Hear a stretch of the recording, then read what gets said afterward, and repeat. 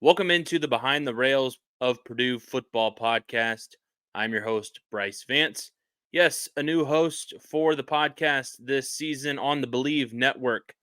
And just like Purdue, they have a new head coach. So we have a new podcast host for this podcast. And I'm so excited to be joining with you guys as we go through the 2023 season of Purdue football. It should be a season that could feature a couple of different paths. And I know a lot of Purdue fans out there are hoping it's a good path that leads back down to Indianapolis. But we'll have to see. And we'll get into whether or not Purdue can actually make some noise in the Big Ten West as well.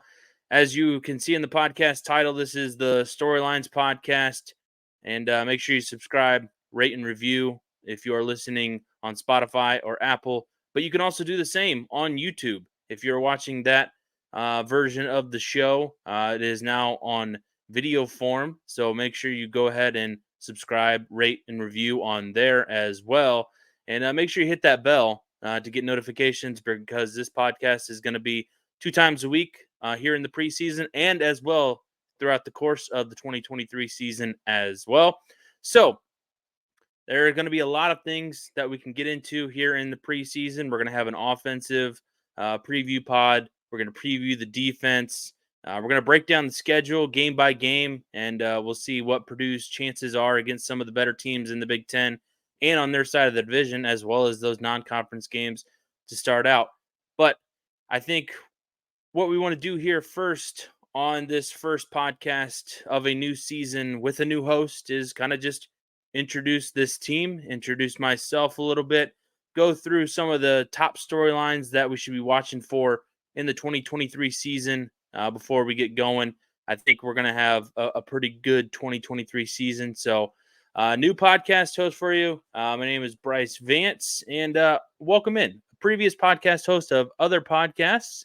I am glad you guys could join in. We're going to try to get some guests on throughout the season and try to keep you guys up to date on the Purdue football program as we go through the 2023 season. So, a lot to be excited about, a lot to review, a lot of change for this 2023 season. So, let's get started with it. I think the biggest change, obviously, is Ryan Walters, the new head coach after Jeff Brom leaves the program to go down to Louisville. And I think that this is going to be, in the long run, a really good hire for Purdue.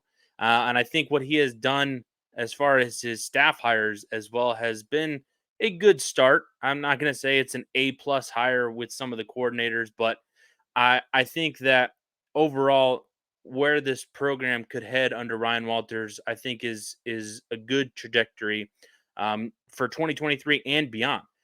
Because I think that where this team has been, especially on the defensive side of the ball, under Jeff Brom, has not been the greatest. There have been, a few years under Brom that were solid, but they have kind of fallen off these last couple of years. And I think Ryan Walters is going to help pick that unit back up. But are we going to see any decline in the offense? And that's where I'd like to really get started with these storylines. I think that the biggest storyline is how does this offense look with a new coordinator, a new quarterback? What can they do to make sure that this offense doesn't really drop off a cliff? And I don't think you're going to see a whole lot of changes stylistically with Graham Harrell as the offensive coordinator coming in. He runs an air raid type style similar to what Brom is running. You might see different formations. The scheme might just have some different wrinkles to it than what Brom has, but you're going to see, I think, Hudson Card maybe try to push the ball more downfield. I think he has a better arm than what Aiden O'Connell had the last couple of seasons. He's going to be able to use his arm strength to get the ball downfield. Now, a question of who he's throwing to, I think that's a bigger question. We haven't had anybody really break out or anybody who could potentially break out. I think there's a couple of candidates, but overall, you are looking at a largely inexperienced unit at receiver. But I think what Hudson Card brings to the program, transfer from Texas, is mobility. And if you look at what Graham Harrell has had at his time as OC, whether it's at North Texas or USC or most recently at West Virginia, Some of the fans of those programs just haven't been happy with how those offenses have kind of shaped going through their seasons and how they haven't really progressed and been very. I just don't think they've reached their potential. Just because you hear of air raid and you expect a lot of fireworks and a lot of big plays downfield, and I just don't think that you've really seen a whole lot of that with Graham Harrell's offense and reaching its fullest potential. Can a guy like Hudson Card bring that and reach that potential? I think there's definitely a good chance. I think with what Hudson Card brings to the table, you look, he's got an NFL type arm. I think that his mobility, he ran quite a bit last season when he was on the field filling in for Quinn Ewers down at Texas. You saw that in the Alabama game, even while he was hurt in that game. So I think there is potential if you look at what Graham Harrell had at West Virginia last year with Daggy and what he had at quarterback. I just think that there wasn't really a whole lot of what he wanted to do, combining with how he's been building this offense. There hasn't been a good quarterback that has the throwing ability and the mobility that Hudson Card brings to the table. I think that Hudson Card is going to be pretty potent in this offense. He has a security blanket in the likes of Garrett Miller. He has running backs who can catch the ball out of the backfield with Dylan Downing, Devin Mockabee, Tyrone Tracy Jr. So I think those sets of weapons right there, and you get a experienced receiver in T.J. Sheffield coming back. Andrew Swinski has some experience as well, but I think you're just looking for more of a downfield deep threat. And can this offense remain um, big play heavy? Because there was a lot of big plays that led to a lot of scores the last couple of seasons for this team. Is that still going to be the case? Is this team going to be more balanced? Because you think air raid and it's going to be passing all the time. And that's not really how it's been for Graham Harrell and his offenses. Last year at West Virginia, they threw the ball 51% of the time, whereas Purdue last season threw it 57% of the time. I expect the defense to be the offense, to be a little bit more balanced. I think that you're going to want to lean on a guy like Devin Mockabee, who broke out last year uh, as a walk-on freshman, and being in year two, he's under scholarship now. I think that he's even primed to get that 1,000-yard mark. He was very close to it last year, about 960 some odd yards last season. Was definitely a revelation because they just haven't had a running game to speak of a couple in the last couple of seasons. Can they take advantage of having a guy like him coming back, as well as Dylan Downing and Tracy Jr. in the backfield as backups, solid backups that you can lean on as well? I think that you're going to balance out the air raid. You might not throw as much, and you might maybe not throw the ball downfield. You still want those big plays, but still, if you look at the quarterbacks that Harrell has had, Jackson Dart, Keith Slovis, Jarrett Dagey, Austin Kendall, they threw the ball down the field of more than 10 yards about 30 to 35% of the time, depending on the quarterback in a given year.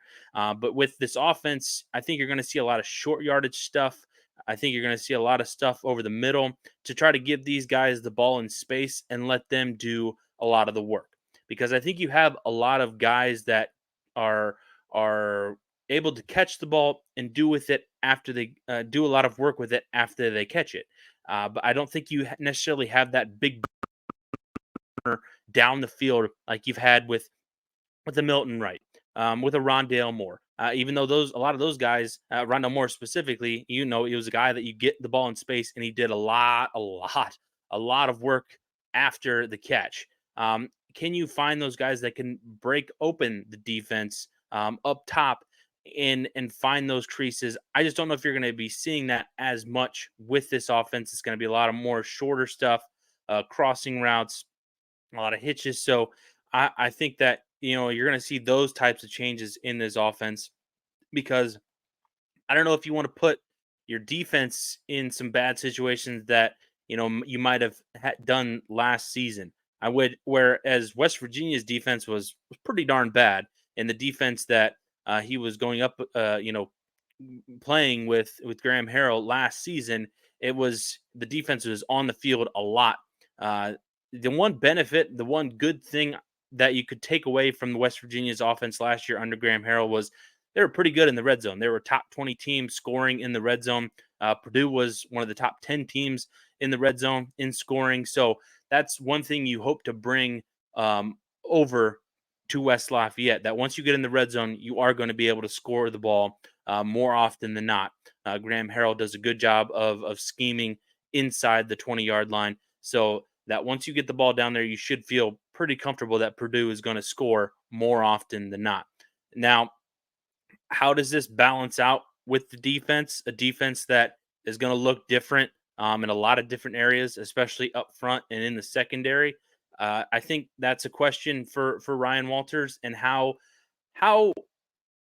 good can this defense be in year one?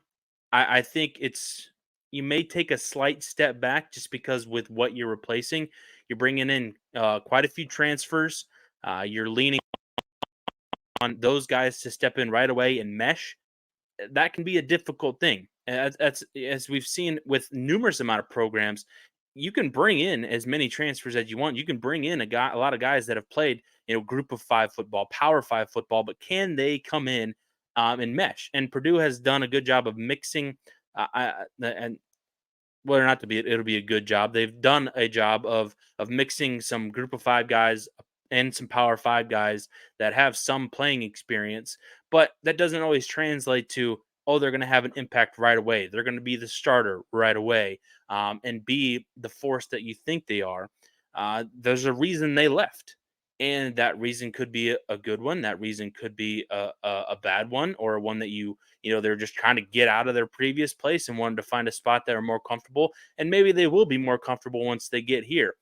The one thing that I would take away with this defense is it might not be what you think it will be this season under Ryan Walters, who's developed, top defenses in the entire country, the top scoring defense in the country last season. But I think by year 2 and 3, I think this defense could really take some big, big steps forward. Because if you look at the way Ryan Walters developed that Illinois defense in the first year, they were still a pretty bad defense when he came to Champaign. I think they ranked like around 97th in scoring defense, and they were number 1 by the time he left last season.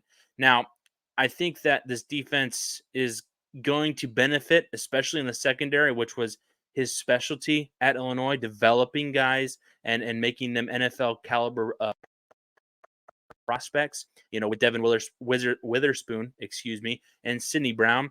I think there's a lot of potential that what he will bring into this position and defensively is development.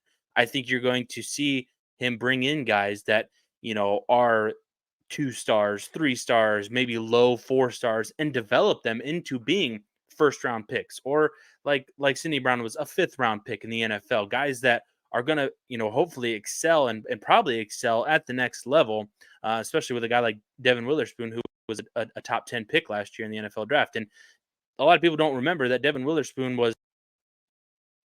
like a 0 star. He didn't have any stars next to him. If you go look on 24/7, if you go look at his profile, but he developed under Ryan Walters and in that secondary and in that program to being one of the top corners in the country. Same with Sidney Brown. I think he was a low 2. He was a 2-star or a 3-star, depending on which recruiting service you look at. But he had a track record of developing guys and making sure that these guys are at the tip top of their potential by the time that they're juniors and seniors. So that's why I don't know if this defense is going to be able to come in right away and be one of the best defenses, top, even in on the top half of the Big Ten this season. I think there's potential down the line, because what you're going to face this season, I think, is a different challenge as far as quarterbacks. I think you might have seen an improvement with quarterbacks this season on that side of the division specifically. with Tanner Mordecai up at Wisconsin, Cade McNamara at Iowa. I think, you're going to see, I think, a definite improvement at Nebraska as well. So I think even with Ethan Kaliak-Manis at Minnesota, I think there's a lot of people up there that expect him to be good. So the secondary that you're going to be putting out there on the field, you're going to be facing, I think a bump up in quarterbacks this upcoming season. And I don't know if they're going to be where everybody expects them or wants them to be in year one, but I think that there is potential for this Purdue football team to be pretty darn good on that side of the ball. Even though they were probably middle of the pack, maybe slightly below average last year, depending on the metrics you look at. There was a lot of shootouts that this team was in last season, and the offense had to come back quite a few times. But I think that defense really shouldn't take a step back from that standpoint. I think there is room and the possibility of them, I think, improving just because of what they have coming back specifically at linebacker. I really like what they have at linebacker. I think with the plenty of returners that they have, I'm expecting that position to be a good.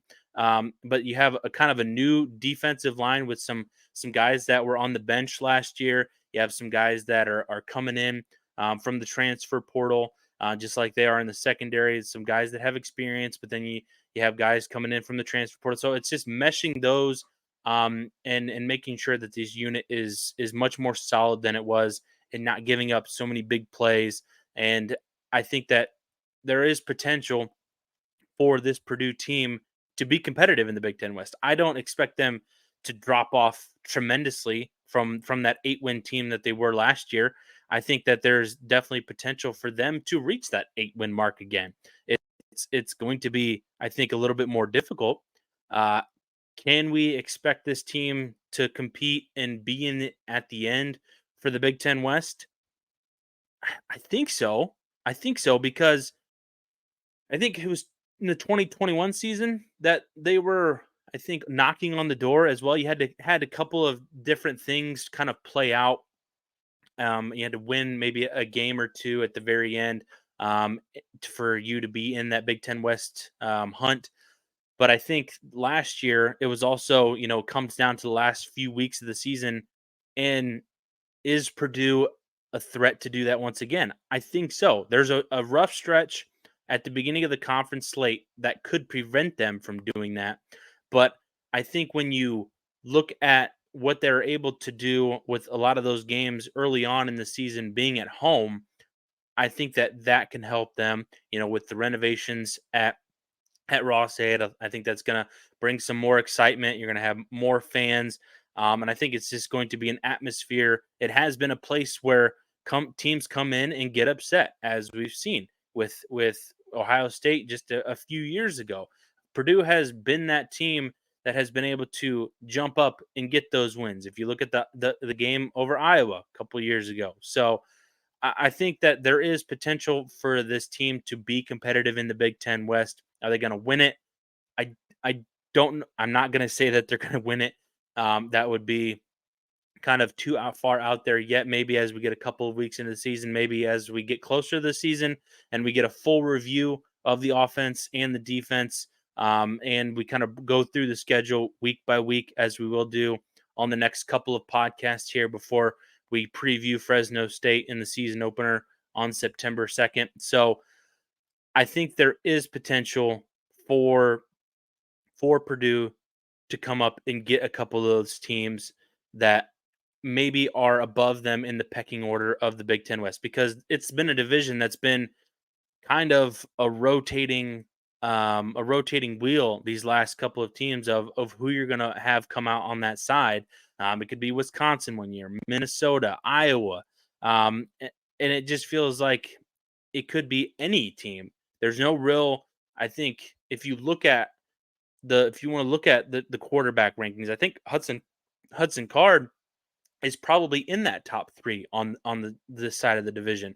I'm not going to say he's the best quarterback. He doesn't have some of the experience as some of these guys do, but I think there's definitely a good chance for him to assert himself as one of the better quarterbacks, not just in the Big Ten West, but in the Big Ten as a whole.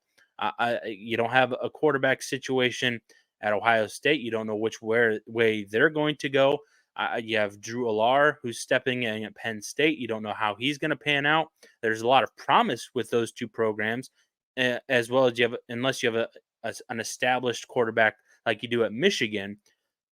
But I think there is potential for Hudson Card to come in, step in, and be really good, and have this offense firing on all cylinders. As long as the defense, um, I think, improves over the course of the season, I think that this team has the potential to be competitive in the Big Ten West and give themselves the opportunity, the chance at the end of the season to, if they have one or the last three games go their way, that there's a chance for them to be the Big Ten West representative. I'm not saying that they're going to finish 9-3. I'm not saying they're going to finish 8-4. I'm not saying they're going to finish, 4 and whatever in the conference, 4-5 in the conference. But I think there is a potential for this program to be competitive in the Big Ten West. Let's finish off the podcast here this week with a little bit of reaction to what Purdue will be wearing this year. If you didn't see the news on Friday, Purdue showed off its new uniforms, posting on social media. There was kind of hints that there will be a surprise, as Ryan Walters said at Big Ten Media Days, that there's going to be some change ups for the program this year as far as uniforms. And I think a lot of people are happy that Purdue is going back to what they wore during the Drew Brees era, and I get that. It brings some good feelings. It brings, you know happiness, because that was a good era, a really good era for Purdue with Drew Brees and Joe Tiller. So I think you're kind of dipping into that nostalgia a little bit, and people are really excited to see them. And I thought the video that was posted out on Twitter, not Twitter, excuse me, X, but I think on there, the video I thought did a good job of highlighting some of the players, including Hudson Card and some of the top guys in the program. So I think when you go back to a throwback like that and you make it your permanent thing, it can go one of two ways. Some people are going to like it. Some people are going to say, well, maybe we should have just brought this back for one game. But I think this is a good stopgap. And if you read out there on social media, some of the Purdue sites, some of the the Boilermaker uniform tracker feels like that this is just going to be a stopgap kind of for next year, when Ryan Walters has a chance to take the whole season, the off season, to kind of tinker with the uniform, make it kind of his own style of or his own vision for what the uniform should be. I think when you had with the Brom era, with the train kind of emblems on the shoulder pads, and the way that they were able to do a lot of different things, and some of the uniforms were better than others. Some of them didn't really look that good on the field. They might look good in the social media video, but they don't look good on the field. Some of the grays that clashed, I think, with some of the golds. So, and some of the combinations just weren't really that great. I think if you go back to just having the black and white, or black on black, or white on black, I think, and maybe the occasionally, if you throw in the gold, that it looks better. Then I just think if you get away from gray, I don't know if gray is necessarily the answer. I like the old gold and old and black. I think that definitely is a good combination for, and a lot of Purdue fans and a lot of older Purdue fans, I think, like. But we'll have to see if this sticks around, because there's definitely a potential that it does get tweaked for the 2024 season as the whole conference kind of changes. And I think for this season, though, it is going to be a good look for Purdue on the field. Thank you so much for tuning into the first episode of Behind the Rails of Purdue Football. I'm your host, Brice Vance. Make sure you subscribe, rate, and review to the podcast. Check out the video. If you are just listening on audio, you can go to YouTube/Behind the Rails. The podcast, the whole audio version is on there. You can follow me on social media at Brice_Vance. I'll have some clips on the show as well, some little snippets in case you are unable to, see the full video or don't have a chance to check it out, or you just want to see what kind of this new vibe of the podcast is going to be for this upcoming season. Like I said, we have offense, defense previews, schedule breakdowns. Planning on getting on some guests before the season gets underway. And then that week one, we'll have the Fresno preview, and then we'll do recaps and previews from there on out, maybe with some guests sprinkled in to get their reaction, as well as some of the Purdue beat writers or some of the known bloggers and stuff like that. So thank you so much for tuning in to Behind the Rails.